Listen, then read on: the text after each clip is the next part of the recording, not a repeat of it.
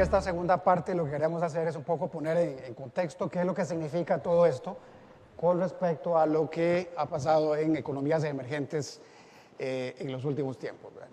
Entremos prácticamente al contexto muy rápidamente, ya lo mencionó Rodolfo nada más, simplemente para poner el énfasis en ese tema de las políticas expansionistas que han deprimido las tasas de interés en los países emergentes, que ha ocasionado distorsiones en el manejo de sus políticas económicas, y hoy en día los países, digámoslo así, los hermanos mayores en América Latina, México, Brasil, Perú, Colombia, están fuertemente golpeando la mesa en el Fondo Monetario Internacional diciendo, señores, hagan algo, porque realmente nosotros hicimos nuestra tarea y ahora tenemos una serie de problemas originados en los países en desarrollo, ¿verdad? Aquí nada más quería enfatizar el tema de la fragilidad financiera, ¿verdad? Ese es un tema de que efectivamente, si bien la teoría lo plantea, en la realidad se ha dado y se dio, ¿verdad? Y causó muchos problemas desde el punto de vista del manejo de las políticas económicas, porque ciertamente los bonos crediticios, esos crecimientos exagerados del crédito se dieron también reversiones, salidas intempestivas de tasas de interés, y eventualmente en algunos casos terminaron con crisis financieras. De tal manera entonces que ese es un tema que los países tienen muy claros, ¿verdad? Y que pues no quisieran que eso volviera otra vez a suceder, ¿verdad? Aquí lo que tenemos es una taxonomía que preparó el Fondo Monetario Internacional. El fondo hoy en día acepta los controles a los capitales de corto plazo bajo ciertas circunstancias. Lo que esto quiere decir en síntesis es lo siguiente, ¿verdad? Los países tienen una serie de opciones de políticas. Podrían, por ejemplo, en principio permitir que el tipo de cambio se aprecie si hay margen para ello, ¿verdad? Podría acumular reservas internacionales si las reservas no fueran, digamos, muy grandes, si es conveniente todavía un poco crecer en eso. Si se puede exteriorizar los excesos de liquidez, si eso no promueve precisamente que se intensifique el arbitraje en el sentido de que vaya a aumentar más las tasas de interés, y si la inflación no es un objetivo prioritario. Podrían también reducir los incentivos del arbitraje actuando por la parte meramente fiscal, ¿verdad? Con políticas más de tipo restrictivo, ¿verdad? Podría tomarse también medidas macroprudenciales en el sistema financiero, esto lo vamos a mencionar más adelante, ¿verdad? Y al final, si nada de eso funciona, o si nada de eso funciona adecuadamente, pues entonces vamos con algún tipo de controles sobre los ingresos de capitales, ¿verdad? Eso es básicamente, digamos, la prescripción, la recomendación que da el Fondo Monetario hoy en día, ¿verdad? El control de los capitales de corto plazo no es un tema nuevo. Hoy le enfrentan algunos países, pero ya lo habían enfrentado en los años 90, lo volvieron a enfrentar en los años por ahí del 2004, volvió a aparecer por el 2007, 2008, ¿verdad? Se han aplicado sobre una gran cantidad de tipos de capitales. Primero el capital golondrina, se han aplicado también sobre créditos comerciales, sobre inversiones bursátiles, depósitos e incluso hasta sobre inversión extranjera directa, ¿verdad? Se han aplicado una gran cantidad también de instrumentos, reservas obligatorias, encajes, impuestos, etcétera, etcétera. Los objetivos han sido fundamentalmente esos que estamos mencionando ahí, ¿verdad? Básicamente las acciones han girado en buscar 4 grandes objetivos. Uno, desalentar la entrada de capitales, particularmente los de corto plazo. Alterar la composición de los flujos de capital en el sentido de moverlos más hacia mediano y largo plazo y menos hacia el corto plazo. Reducir las presiones cambiarias, específicamente las tendencias hacia las apreciaciones de las monedas, y permitir una política monetaria más independiente a los bancos centrales. Básicamente esos han sido los objetivos que han buscado los países que pasaron por estos procesos en el pasado, ¿verdad? Aquí yo voy a referirme únicamente a tres de esos instrumentos. El primero es la reserva obligatoria, es una reserva obligatoria no remunerada, no es similar al encaje bancario, solo que fue aplicado más con un alcance mucho más amplio, no solamente para depósitos bancarios propiamente dichos, sino también sobre créditos y otro tipo de instrumentos, ¿verdad? Entonces se exige un porcentaje determinado por un cierto periodo sin pago de interés. Obviamente la gracia es esa, precisamente, hacer algo que desincentive el ingreso, ¿verdad? Lo importante aquí, desde luego, para la aplicación es que quien ingrese los capitales tiene que probar de alguna manera, ¿verdad?, que sus capitales no tienen un objetivo meramente especulativo, ¿verdad? Entonces aquí la pregunta que se plantea, bueno, si eso es fácil o si es complicado, ¿verdad? Hay una intención definitivamente clara ahí, es golpear fuertemente el capital de corto plazo. Si entra, que entre, pero que la salida le sea costosa, es decir, que la salida le cueste. En eso consiste precisamente el desincentivo. Algunos países, especialmente los asiáticos, lo que hicieron fue no medidas muy fuertes desde el punto de vista de la entrada, pero sí más trabajaron en la salida de los capitales. La ventaja de este instrumento es un instrumento relativamente fácil de administrar, pero obviamente implica un análisis previo de costo-beneficio de la inversión. Es decir, aquel que va a entrar y va a traer esos capitales tiene que sopesar, bueno, cuáles son las ventajas de traer ese capital, ¿verdad?, y cuánto va a ser el costo de retirar esos capitales cuando tenga que hacerlo, ¿verdad? La desventaja con esto es que activa mecanismos de evasión. En realidad esto ya lo vamos a ver en el caso de Chile, ¿verdad? En esencia es un impuesto y por lo tanto quien trae esos capitales va a tratar de buscar las maneras de, digamos, de obviar, minimizar o evadir ese tipo de impuesto, ¿verdad? El otro instrumento es el impuesto explícito, un impuesto directo, ¿verdad?, que ese sí va enfocado específicamente sobre ese capital golondrina o hot money, ¿verdad?, y su repentina salida, ¿verdad? La ventaja que tiene es que impacta más directamente las ganancias de capital a corto plazo, porque precisamente está diseñado para eso, ¿verdad? Tiene algunas desventajas, la parte operativa puede ser un tanto complicada, ahí pueden haber algunos argumentos de discriminación, y una de las cosas principales que los organismos internacionales como la OECD y el Fondo Monetario Internacional plantean es tener mucho cuidado con las represiones multilaterales, es decir, si se castiga el ingreso de capital de un país, no sea que ese otro país eventualmente vaya a aplicar la misma moneda sin necesitarlo, ¿verdad?, simplemente como una represalia a lo que el otro país le está haciendo, ¿verdad? Las restricciones cuantitativas o lo que serían como topes al ingreso de capitales es mucho más sencillo, simplemente se pone un monto determinado, ¿verdad?, y hasta ahí se permite el ingreso. La desventaja es cuando eso pueda constituirse en un desincentivo, ¿verdad?, a la inversión extranjera directa, ¿verdad? Entonces, eso es un asunto que habría que sopesar adecuadamente, ¿verdad? La otra cosa es que ciertamente algunos países plantearon una variante en el sentido de que el capital pudiera entrar, pero, ¿verdad?, se les ponía una serie de restricciones a la salida para evitar una crisis cambiaria, ¿verdad? Entonces, esto generó una serie de distorsiones en los mercados, arreglos un poco ahí extraños, corrupciones en el sentido de, bueno, que cómo hago para sacar los dólares por debajo, ¿verdad? En fin, una serie de distorsiones en los mercados precisamente por la presencia de esas restricciones a la salida, ¿verdad? En las economías emergentes realmente es mucha la cantidad de países que lo han usado. Aquí estoy poniendo, digamos, algunas de los ejemplos más ilustrativos, ¿verdad? Yo voy a hacer énfasis más que todo en la experiencia de América Latina. Ahí todavía podría incluirse, por ejemplo, a España, que lo intentó en algún momento, podría incluirse también a Corea, que también lo intentó, ¿verdad? Pero básicamente lo que queremos decir aquí es que ciertamente muchos países en la historia reciente han utilizado los controles a los capitales. El caso de Colombia es un país que usa la reserva, o que usó en su momento la reserva obligatoria no remunerada sobre créditos externos. Estaba diseñado fundamentalmente ahí.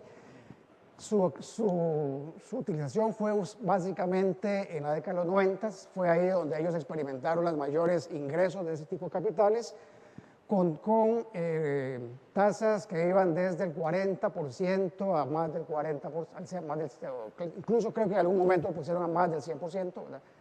Evidentemente ya esto era confiscatorio, ¿verdad?, con una gran cantidad de plazos. Si uno pone ahí a verse cuántas veces usaron esto, cuántos intentos hicieron, realmente puede encontrar fácilmente unos 10, 15 o 20 cambios a lo largo de la década de los 90, ¿verdad?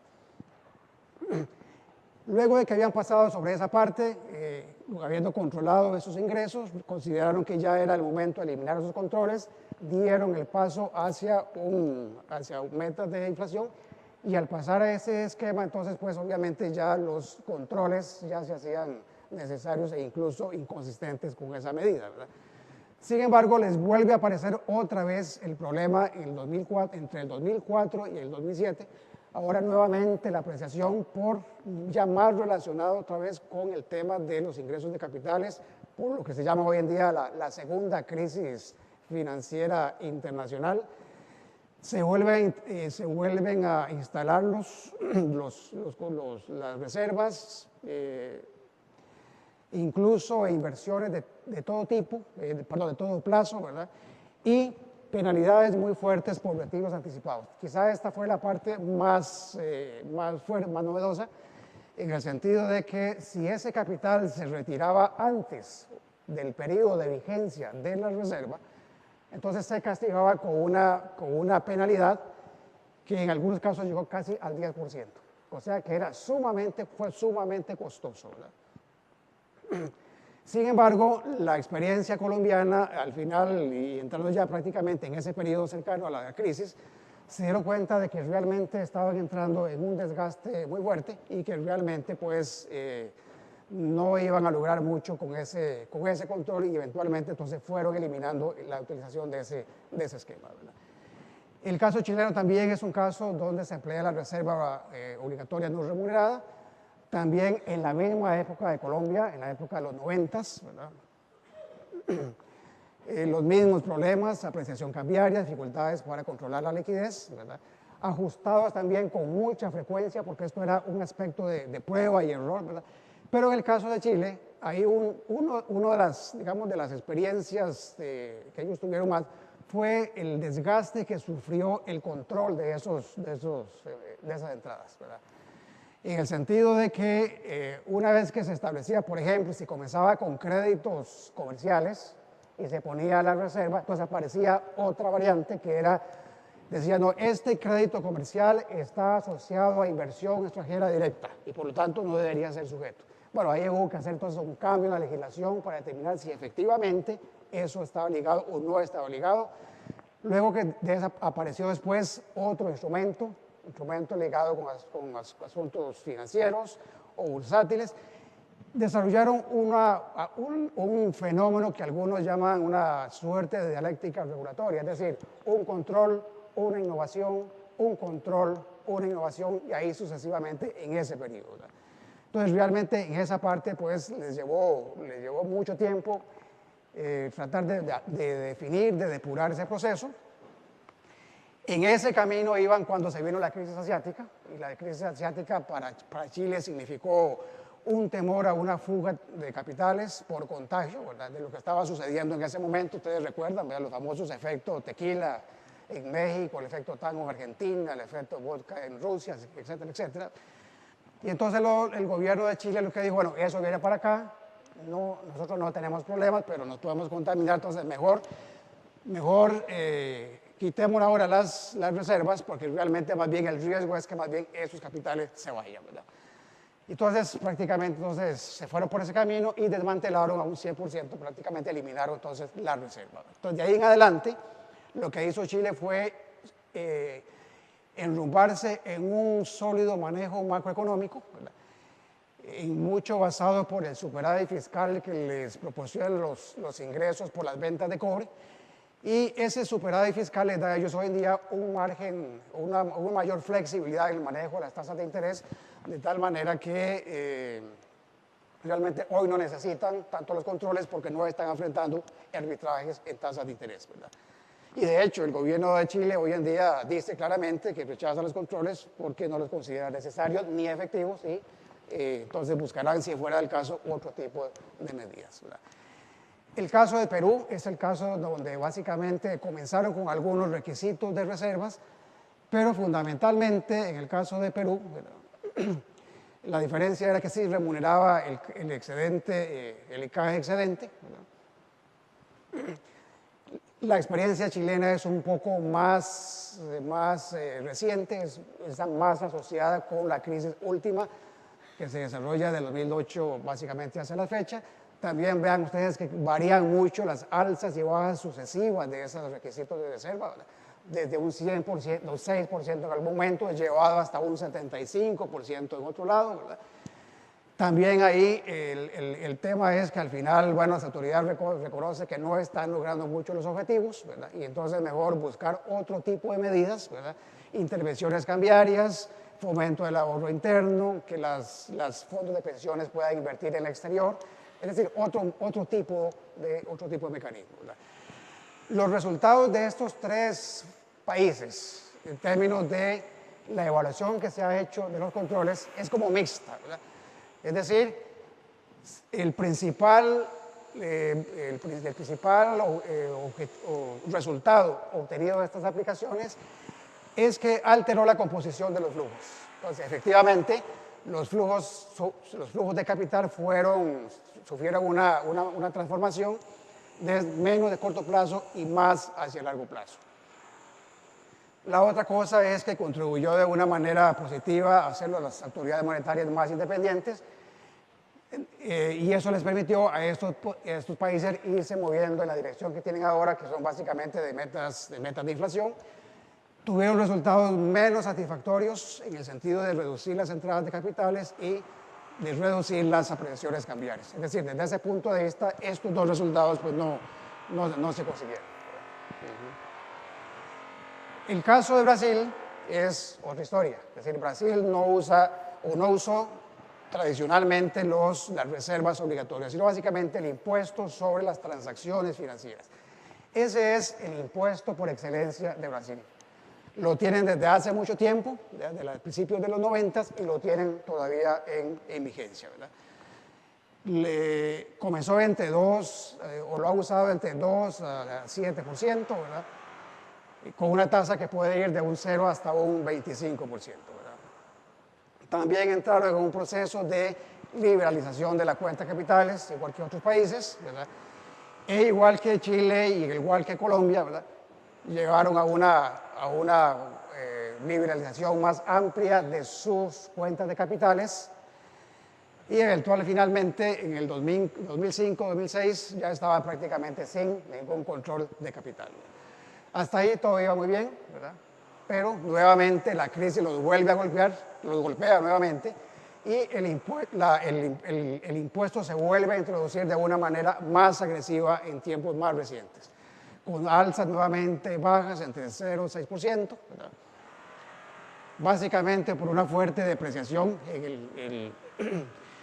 en el momento en donde los créditos externos estaban exentos, es decir, lo que estaba entrando ahora es más créditos. Anteriormente los créditos externos estaban exentos, ahora ya no lo están, ¿verdad? No obstante, la aplicación más intensa con respecto a ese impuesto, ¿verdad? Los resultados es que ellos no observaron mayores diferencias, es decir, no se observaron un cambio significativo en las entradas de capital conforme se incrementó o se disminuyó el impuesto. ¿Y por qué así? De acuerdo con algunos analistas dicen que, bueno, que básicamente eso tiene que ver mucho con las percepciones políticas de los inversores. Es decir, que cuando los controles se aplicaron más intensamente, fue durante gobiernos de Chile que eran menos amistosos o menos, digámoslo así, menos amistosos con las filosofías de mercado, ¿verdad? Y con la apertura de las cuentas de capitales, ¿verdad? Por lo tanto, que se endurecieran las medidas, pues para la comunidad inversora internacional, pues eso no era ninguna sorpresa, era esperar, era la filosofía del gobierno del momento. Sin embargo, después, cuando se comienzan a desmantelar, entonces ahora también coincide con lo que ellos observan, un ambiente más propicio a los negocios privados o a la apertura de los mercados en Brasil, ¿verdad? Y por lo tanto también entonces el hecho de que los estén disminuyendo ahora tampoco les sorprende porque entienden ellos que hay un gobierno que es más favorable a la inversión extranjera y al funcionamiento de los mercados, ¿verdad? Sin embargo, bueno, el impuesto está ahí, sin embargo, no es la única cosa que están haciendo. Están tratando de jugar un poco con algunas intervenciones en los mercados cambiarios. Ahí funcionan esquemas de divisas a futuros. Está ayudando mucho el auge económico de las empresas brasileñas, que se están convirtiendo básicamente en exportadoras de capital, es decir, se está dando inversión extranjera directa, pero a la inversa, es decir, son las empresas multinacionales brasileñas las que están invirtiendo afuera. Bueno, entonces, eso está ayudando un poco a drenar las presiones en el tipo cambiario, ¿verdad?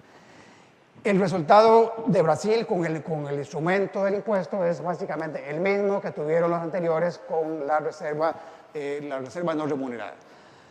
En principales efectos, alteró la composición de los flujos de capital más hacia el largo plazo, contribuyó a una política monetaria más independiente, no redujo las entradas netas de capital y tampoco mayor cosa las apreciaciones cambiarias. Eso en términos generales de la experiencia brasileña. Aquí nada más por mencionar muy rápidamente, en el caso de algunos países asiáticos sí les ha funcionado, ¿verdad? Pero es un esquema distinto, es decir, ellos usaron todo lo mismo de los latinoamericanos, pero enfatizaron mucho más en las salidas de capital, ¿verdad? Y entonces con las salidas de capital ahí sí obtuvieron resultados más interesantes, ¿verdad? En síntesis de esta experiencia, básicamente, ¿qué es lo que se concluye? Los controles funcionan mejor cuando están combinados con otras medidas fiscales, medidas monetarias, medidas cambiarias, ¿verdad? Por sí solos son poco efectivos, sobre todo cuando se enfrentan a fuertes entradas de capital, ¿verdad? Es decir, como decía recientemente el presidente del Banco Central de Chile, otro tsunami financiero no hay banda que lo aguante, ¿verdad? Definitivamente. La experiencia empírica, o sea, los datos reales sobre su efectividad no es muy concluyente, como vemos ahí, ¿verdad? Es decir, en algunos casos funcionan algunas cosas, en otros casos no funcionan otras cosas, ¿verdad? Eso depende de la dinámica de cada país, ¿verdad? Hay cierto consenso en que sí se logran impactos, sin embargo, los impactos como que no tienen una permanencia muy larga en el tiempo, o sea, son impactos básicamente de corto plazo. Se ha visto o se vio que son menos efectivos en el contexto de mercados financieros muy sofisticados y en donde las cuentas de capital son relativamente abiertas o bastante abiertas, ¿verdad? Ya decíamos entonces que el principal efecto es básicamente sobre la composición de los flujos, ¿verdad?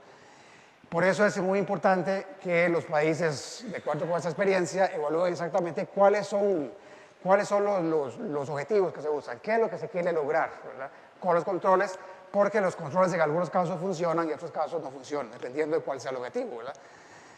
Desde luego que al usar eso uno tiene previamente que analizar costos y beneficios, o sea, los controles no son gratis, hay costos de implementación, ciertamente hay beneficios, pero también hay costos de ponerlos a funcionar, ¿verdad? Entonces hay que sopesar ese tipo de cosas, ¿verdad? Y finalmente diríamos que, bueno, que es una experiencia que es casuística, es decir, no hay una experiencia común para todas, ¿verdad? Como dicen los americanos, ¿verdad? No one size fits all, es decir, no hay un solo esquema que se pueda utilizar para cada uno de los países. Depende de cada país, como vemos, los resultados pueden ser diferentes, ¿verdad? En general, pareciera entonces que los controles pueden ser apropiados, sí, la economía funciona cerca de su potencial económico, si el nivel de reservas es adecuado, si el tipo de cambio no está subvaluado, si los flujos son probablemente transitorios, si se combinan con medidas de ajuste macroeconómico y macroprudenciales, ¿verdad? Cuando uno ve ese tipo de resultados, de conclusiones, se plantea, bueno, ¿cómo se cumple eso en Costa Rica, ¿verdad? Si hacemos ese checklist en el caso costarricense, pasa el siguiente, ¿verdad? Y vemos cuántos de esos criterios, según la experiencia de las economías emergentes, se cumplen esos criterios recomendados para establecer controles temporales a las entradas de capital. La cuenta de capital no es muy abierta. Bueno, ese no lo cumplimos, ¿verdad? Ya lo explicó Rodolfo, ¿verdad? Es muy abierta. Por lo tanto, aquí no deberíamos esperar un impacto importante desde el punto de vista de los controles. El mercado financiero poco sofisticado, bueno, ahí pueden variar las opiniones, ¿verdad? Si decimos que sí, entonces podemos esperar que el control tenga algún efecto y que funcione. El tipo de cambio está apreciado, ¿cierto? El caso nuestro no hay la menor duda que está apreciado, también ya lo comentó Rodolfo, ¿verdad? Por lo tanto, ahí podemos esperar que haya algún tipo de impacto. ¿El nivel de las reservas es adecuado? Sí, más bien, yo creo que hasta ya nos pasamos de la raya, ¿verdad? Creo que más bien tenemos más de la cuenta, ¿verdad? La economía está cerca del PIB potencial. Según lo que me han contado algunos colegas del Banco Central, pareciera que sí, hay evidencia de que la economía está cerca de su potencial, digamos, máximo de crecimiento en estos momentos, ¿verdad? En esta parte, ahí tengo la duda, ¿verdad? No, habría que determinar si, y no sé si ya eso está adecuadamente determinado, si hay evidencia de que esos flujos externos son de carácter transitorio, ¿verdad? Porque si lo es, pues podemos tener algún efecto, si no lo es, pues posiblemente que no. Y las otras recomendaciones, que era de combinar todo lo anterior con medidas macroeconómicas, ciertamente hay algunas que las que estamos viendo básicamente de corto plazo. El caso fiscal es, por ejemplo, el establecimiento de la venta de eurobonos, la colocación de eurobonos, el plan del Ministerio de Hacienda es reestructurar su deuda externa. En el caso del Banco Central, algunos controles a la expansión del crédito. En el caso de las medidas prudenciales, ahí se habla también ya de ponerle más atención al tema de la exposición, eso que mencionaba Rodolfo, del descalce de monedas, en el sentido de hasta qué punto pueden, o es conveniente, razonable, prudente, prestar en moneda extranjera a clientes que no son generadores de moneda extranjera. Ese tipo de cosas, hay algunas que ya se están planteando, pero todavía me parece que si uno la compara con la experiencia de hoy en día de los hermanos mayores de América Latina, pues todavía nos falta, ¿no? Y entonces el efecto que se va a tener va a depender fundamentalmente del grado de intensidad, de profundidad que se vaya a tener con este otro tipo de medidas, ¿verdad? ¿Qué otro tipo de medidas? Bueno, con el tipo de cambio. El tipo de cambio pareciera en estos momentos no muy viable una flotación, ¿verdad? Está muy apreciado en estos momentos, hay una fuerte acumulación de capitales, ¿verdad? Hay restricciones con respecto a eso, ¿verdad? Es decir, si tenemos una libre movilidad de capitales con tipos de cambio fijos, pues el Banco Central pierde autonomía en el manejo de la política monetaria, precisamente por defender la banda inferior. Esto es lo que se conoce en la literatura como la famosa trinidad imposible, es decir, no se pueden tener las tres cosas a la vez, ¿verdad?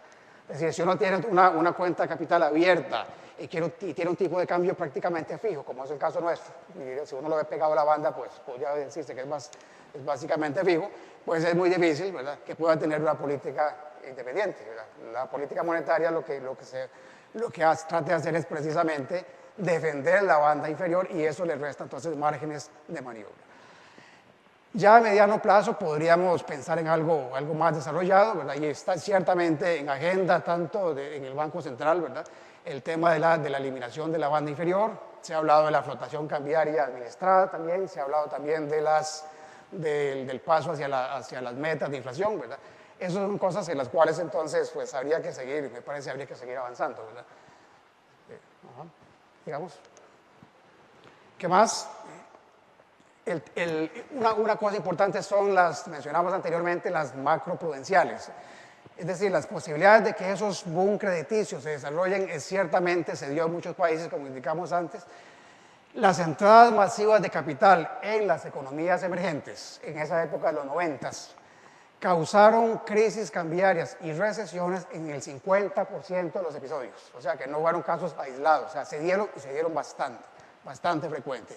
De ahí entonces que mitigar esos riesgos son importantes. Lo que hay de novedoso hoy en día es lo que se llaman las provisiones dinámicas.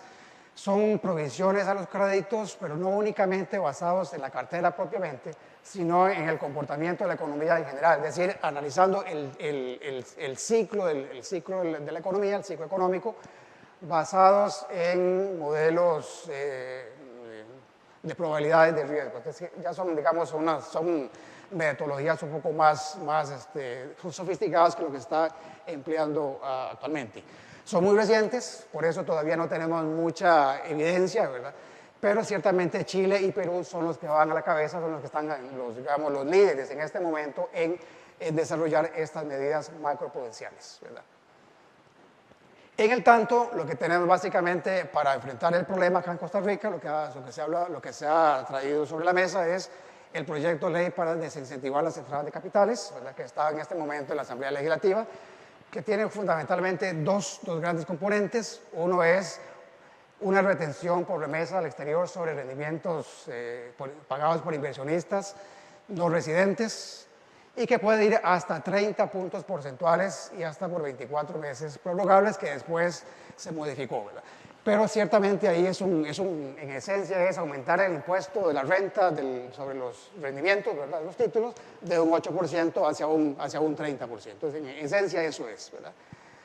Y por otro lado, crear un depósito obligatorio, una reserva obligatoria, ¿verdad?, con clientes con domicilio fuera del país, que está planteada en este momento que puede ser hasta de un 25%. Esos son, digamos, dos de los aspectos importantes. Por el lado de la programación monetaria del Banco Central, la programación lo que establece es un límite al crecimiento de las carteras de los créditos, ¿verdad? Se habla entonces de que puede llegar a 12% en términos anuales, o en moneda extranjera podría ser un 8%, o entre un 6 y un 8%, dependiendo de cuál fue la tasa de crecimiento del año previo. Es decir, si crecieron, si crecieron menos de un 20% o si crecieron más que un 20%. ¿Verdad? Con respecto a esto, ha habido mucha discusión, y ciertamente me parece que aquí es donde ha habido más discusión, ¿verdad? Diferentes sectores han planteado que esas medidas del Banco Central frenan el crecimiento de la economía. Se dice que es un retroceso a los obsoletos topes de cartera que se hicieron allá por los años 80, que castiga igualmente a los bancos grandes y a los bancos pequeños, lo cual se dice eso no se vale, ¿verdad? Porque no es la misma situación, ¿verdad? Es como cuando se pone el impuesto, se aumenta el impuesto de ventas y se dice que lo pagan igual ricos y pobres, ¿verdad? Y bueno, hay un elemento de incidencia que plantea que no necesariamente la incidencia va a ser la misma, ¿verdad? Hay toda una argumentación al respecto, ¿verdad? Y que por otro lado se dice que también no discrimina por sectores o por riesgos, que hay sectores que son más riesgosos que otros, que por lo tanto esa reserva debería considerar ese tipo de cosas. Bueno, esos son algunos, digamos, de los argumentos que han sido puestos sobre la mesa a discusión, ¿verdad? El Banco Central lo que plantea es que esto pretende primero buscar reducir los riesgos de las burbujas crediticias en dólares, que como mencionamos anteriormente ciertamente se dieron, ¿verdad?, en países. Entonces ahí se trata de evitar ese riesgo, ¿verdad?, y que los excesos de liquidez que tenemos en este momento pues impacten sobre el crecimiento de los precios internos, ¿verdad? Algunos comentarios finales al respecto. Me parece a mí que las preocupaciones del Banco Central son legítimas, es decir, la experiencia de los países que pasaron por esto son conocidas, y bueno, creo que el Banco Central está poniéndole la atención a ese tipo de eventuales problemas, ¿verdad? Los riesgos del boom crediticio, la teoría lo plantea en términos de lo que llaman el riesgo moral, que lo mencionó también Ronulfo, ¿verdad? Es decir, si hay agentes económicos que no generan dólares, pero se endeudan en dólares bajo el supuesto o la presunción de que el tipo de cambio o que el Banco Central va a mantener el tipo de cambio apreciado. Y entonces aquí el riesgo es, bueno, ¿y si eso cambia? ¿Verdad? Y si hay una reversión de capitales, ¿cómo van a caer entonces esas carteras? ¿Verdad? Ese es un poco el tema, ¿verdad? Se ha hablado mucho de si es restrictivo, ¿verdad? Bueno, es decir, lo que uno ve en el programa monetario es lo que el Banco Central ha hecho todo el tiempo, ¿verdad? Es decir, establecer, dada una meta de inflación, en este caso del 5%, dado el crecimiento alrededor del 10% del PIB nominal. Si uno combina esas dos cosas, la expansión de los medios de la liquidez, en general el crédito debería dar ahí no más allá del 15%, ¿verdad? Entonces, si el crédito se expande un 12%, pues aquí uno plantea, bueno, no es eso lo normal, ¿verdad? Es importante, ciertamente, y es la recomendación principal de los países latinoamericanos que pasaron por esto, ¿verdad?, explorando las medidas macroeconómicas y macroprudenciales, ¿verdad?, sin dejar de lado el tema fiscal. O sea, el tema fiscal ahí es parte del origen del problema y es algo al cual se le debe dar énfasis o no perderlo de vista, ¿verdad? La lección de los países para nosotros es, señores, los controles son medidas temporales, de acuerdo a nuestra experiencia, son medidas que tienen una eficacia discutible, ¿verdad?, en el corto plazo. Lo mejor es un sólido balance macroeconómico, ir avanzando hacia ello, con instrumentos macroprudenciales apropiados. El fenómeno volverá a pasar. Ellos dicen, nos pasó en los 90 y nos volvió a pasar años después, ¿verdad? Y nadie nos garantiza que no volverá a pasar, ¿verdad? En cualquier momento, la historia lo confirma, ¿verdad? Es decir, ya nosotros dice, estamos en una etapa, ya pasamos por eso, donde estamos en una etapa más madura con respecto a los países como los nuestros, ¿verdad? En el tanto, entonces, ustedes vayan avanzando hacia esos esquemas de solidez macroeconómica, pues introduzcan los controles, ¿verdad? Y a ver cómo les va. ¿Okay? Muchas gracias.